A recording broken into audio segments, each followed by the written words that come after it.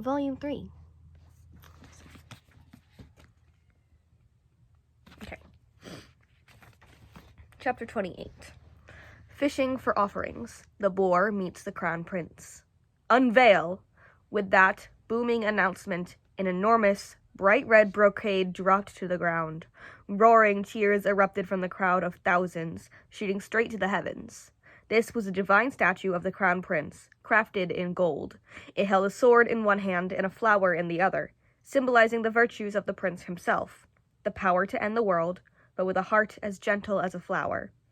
The face of that statue was soft and beautiful, with long, elegant brows and thin, clean lips that curved slightly with a ghost of a smile. One could describe it as affectionate, but not frivolous, neutral, but not indifferent. It was a compassionate and handsome face. This was the 8,000th temple of the Crown Prince within the kingdom of Shinla. 3 years after Ascension, there were already 8,000 temples raised in his name. Such a passionate following was unheard of in all of history and likely would never be rivaled in the future. Truly, he was the one and only. However, this 8,000th temple couldn't boast the most glamorous divine statue of the Crown Prince. The first Palace of Shinla was built on the summit of Mount Taikang, where the Crown Prince lived and trained in his youth, which had been renamed to Crown Prince Summit. It was also there that the first divine statue of the Crown Prince was sculpted, which the king himself personally unveiled. That divine statue of the Crown Prince was over 15 meters high, its craftsmanship legendary. Rather than simply settling for gilding its surface, it was built entirely of pure, solid gold, truly worthy to be called golden. The crowds of devotees were endless within the Palace of Shinla, and so dense that they even spilled out of the building's threshold. The incense vessel stationed before the palace was stuffed to bursting with incense sticks, both long and short. Out of necessity alone, the palace's donation box was much bigger and stockier than average. If it hadn't been built so large, it would have been filled with offerings before the day was over, and those who came later wouldn't be able to donate.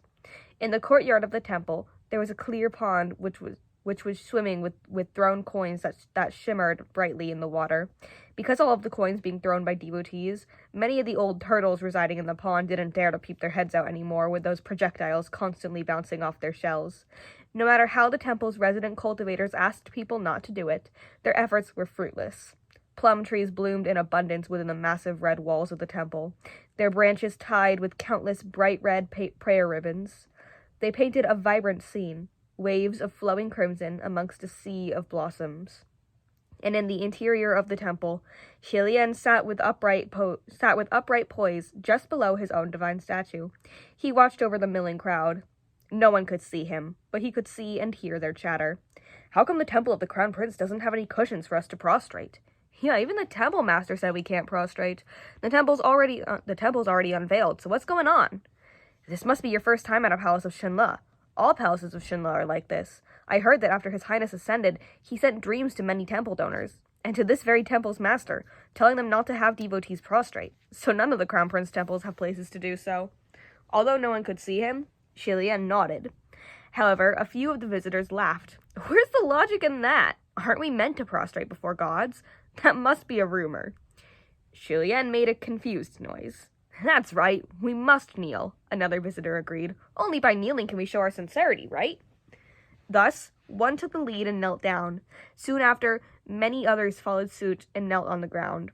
The hundreds and thousands of people squished inside and outside of the great hall all started kowtowing before the divine statue, their forms rising and falling, muttering as they silently prayed for blessings. Xilian wordlessly slunk away. Never mind. We'll take it slowly, he thought. The next moment, a great cacophony of voices came crashing down on him from all around like a massive wave. Achieve a high score! A high score!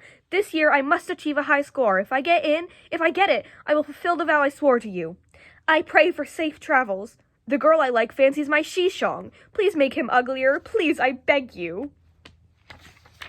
Fuck, I refuse to believe I can't give birth to a big, chubby brat. There were all kinds of prayers. Xilian was getting a massive headache just listening, and hurriedly cast a spell with a hand seal, blocking out the voices entirely. Since he had only just fallen when there was a sudden shout. Silence had only just fallen when there was a sudden shout, and a man clad in black came crashing out of the back of the palace, his hand covering his ears. What the hell are all these prayers?" he roared. The worshippers didn't notice the man and continued their kowtowing. Qi Lian sighed and patted his shoulder. "Thanks for your hard work, Fengshin," he said with a smile. Such an exuberant Palace of Shinla. Every day Qi Lian heard prayers that numbered in the thousands. At first he charged forth with a vigor born from the novelty of his new position. He didn't care whether the matters were big or small. He worked through each one personally. But after a while, there really were too many prayers coming in. So he divided the work and tossed some into the laps of Fengshin and Muqing. After reviewing the prayers to determine which were within their purview and which could be ignored, they would pass on the important matters back to him. Once Muqing finished his reviews, he would report back without ever voicing a complaint. Fengshin, on the other hand, just couldn't understand why there were so many who'd blindly submit prayers for petty business. They would even bring in treaties for harmonious bedchamber matters to the Palace of Shinla. Qi Lian was a martial god, not a marital one, and certainly couldn't manage such things. And with prayers like these coming nonstop, the other heavenly officials eventually began taking offense. They secretly accused Qi Lian and his coterie of hogging the outhouse without taking a dump. That is, for taking on matters they had no jurisdiction over, and roping in devotees they had no business taking. To those accusations, Qi Lian had no rebuttal. Fengshin still covered his ears with his hands, even though the gesture wasn't helping one bit. "Your Highness, why do you have so many female devotees?" Still seated, Qi Lian crossed his arms in his sleeve as clouds of incense lingered around him. He replied with a smile, "What's wrong with that? Beauties abundant like clouds are pleasing to the eyes." Fengshin's face dropped. "It's not pleasing at all. It's like these female devotees' only prayers are wishing to look nicer, marry nicer, give birth to a nice son. Nothing of importance. Even the sight of them gives me a headache." Qi Lian grinned and was about to respond when suddenly there was a commotion among the crowd. The two looked out and heard someone speak in a hushed voice. "Prince Zhaojing has come. Let's get out of here. Prince Zhaojing is here." When the people heard the name Prince Zhaojing, it was as if they heard the devil himself. Everyone's faces drained of color, and the crowd dispersed like birds. But in an instant, like a tornado had blown past, most of the worshippers who were paying respects in the hall had fled. Soon after, a young man crossed the threshold. He had a decadent sort of appearance, lavishly dressed in brocade and a cape, and he swaggered forth with a glazed offering lamp in his hands. His face resembled Qi Lian's, as long as you didn't look at his eyes. But upon seeing that arrogant, conceited gaze, one could easily discern between the two. It was none other than Qi Rong. Qi Rong had reached the age of 17 or 18 by now, and had matured in both appearance and bearing. He had finally managed to put on an air of nobility, at least somewhat. He stepped through the doors, but forbade the entry of any member of his retinue. Holding the lamp with both hands, he crossed into the great hall and swept aside his cape before kneeling on the clean floors. He raised the lamp to his forehead and prostrated solemnly. The two on top of the altar shared a look. Fengshin smacked his lips, and Qi Lian understood the annoyance in his eyes. 3 years ago, when Qi Lian first left the imperial capital to travel the world, Qi Rong was still in detention. Upon his return, he hadn't yet had a chance to see his little cousin before he suddenly and rumblingly ascended in his sleep that very night. Over the last 3 years, Qi Lian sent a number of dreams to his parents, the state preceptor, and others. He also sent one to Qi Rong, admonishing him to be kind to others from then on, so to keep his behavior in check and avoid causing trouble. Thus, Qi Rong had been actively commissioning the construction of temples everywhere and offering donations and lamps for good merits. Although he worked hard, sincere to the bone, he would still stir up trouble every now and then, and Fengshin was the one who'd have to clean up after him. Because of this, Qi Lian could understand Fengshin's irritation. On the floor, Qi Rong finished paying his respects and started talking, or rather whining, aloud. "Cousin Crown Prince, this is the 500th light I've offered. I'm such a loyal little brother, so when will you come see me? Even a dream would be fine. Yifu and Yimu both miss you dearly, but you ignore us. Truly high and mighty, and cold."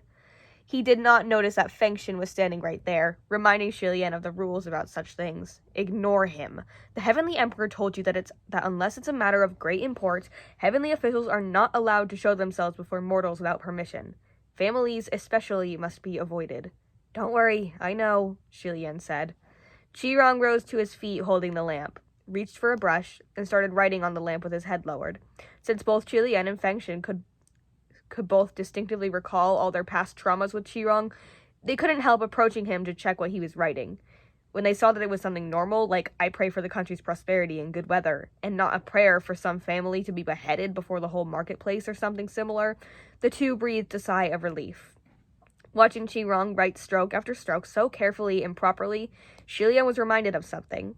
When Qi Rong first returned to the palace with his mother, there was an incident. A group of royals and nobles were traveling to Mount Taikang to pray for blessings. Qi Rong's mother had only just escaped back to the palace in shame after eloping with a vulgar peasant, and since then, she hadn't dared to show her face. Nonetheless, she still wanted blessings for her son, and to have him experience the outside world, rather than being shut inside with her and turning into an ignorant nobody. And so she begged the queen to take Qi Rong along. Although attempts were made to keep things under wraps, royal scandals always shot out faster than an arrow, and there wasn't anyone in the imperial capital who didn't know what had happened to mother and son. Thus, many of the noble children on the trip deliberately left Qi Rong out, not playing with him or talking to him. Xi Lian saw a swing set and ran over to play, and all the children of the same age ran after him.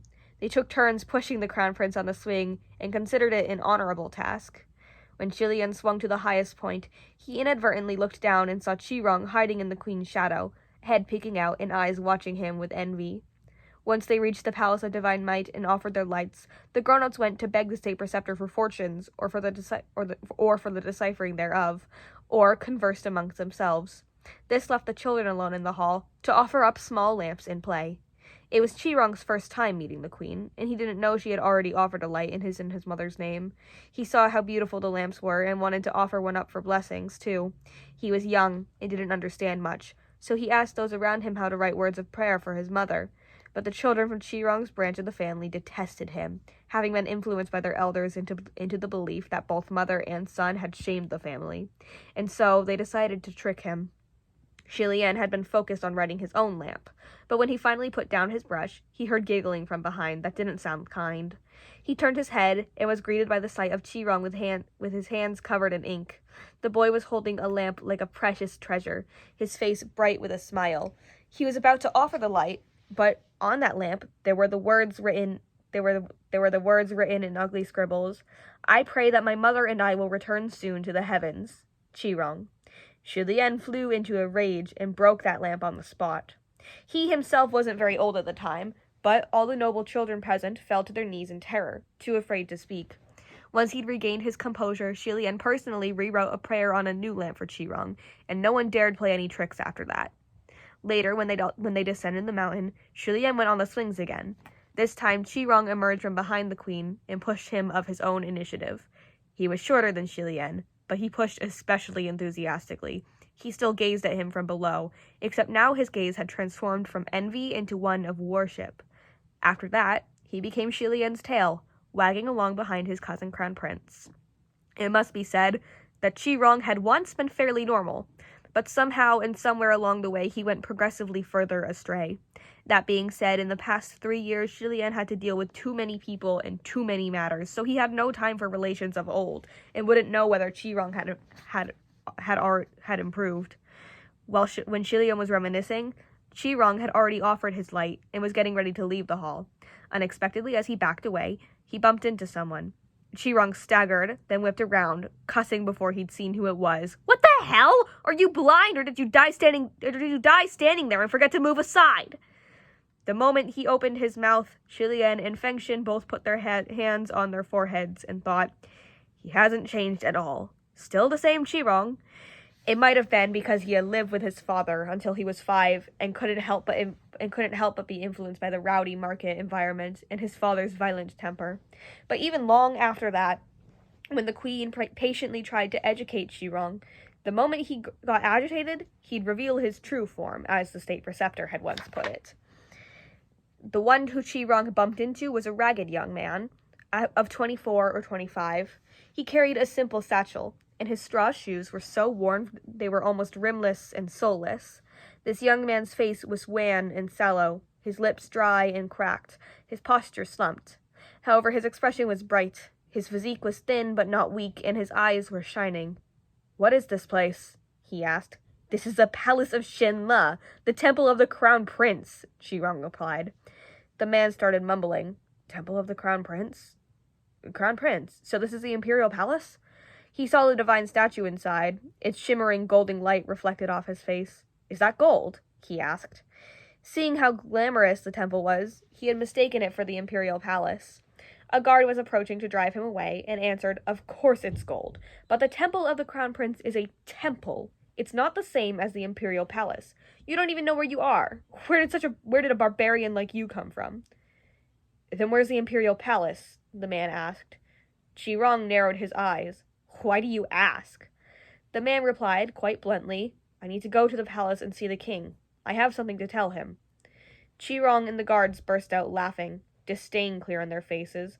Where did this country bumpkin come from? You want to do what at the palace? See the king? As if you can just see him because you want to?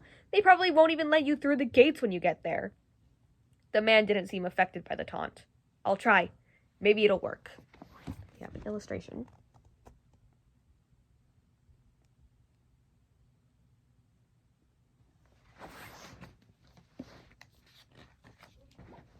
Then go ahead. Qi Rong laughed heartily before purposely pointing in the wrong direction. Thanks, the man said. He adjusted his satchel and turned to walk out of the hall. When he reached the stone bridge, he suddenly stopped in his tracks. Through the clear pond water, piles and piles of coins could be seen at the bottom.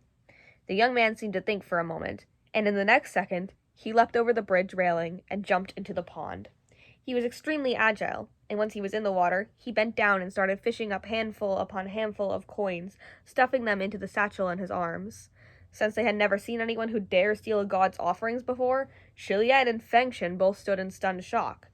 Qi Rong was also taken aback, but he immediately erupted in anger. He rushed to the bridge and slapped at the railing, yelling, What the fuck? What are you doing? Someone pull him out! What the actual fuck?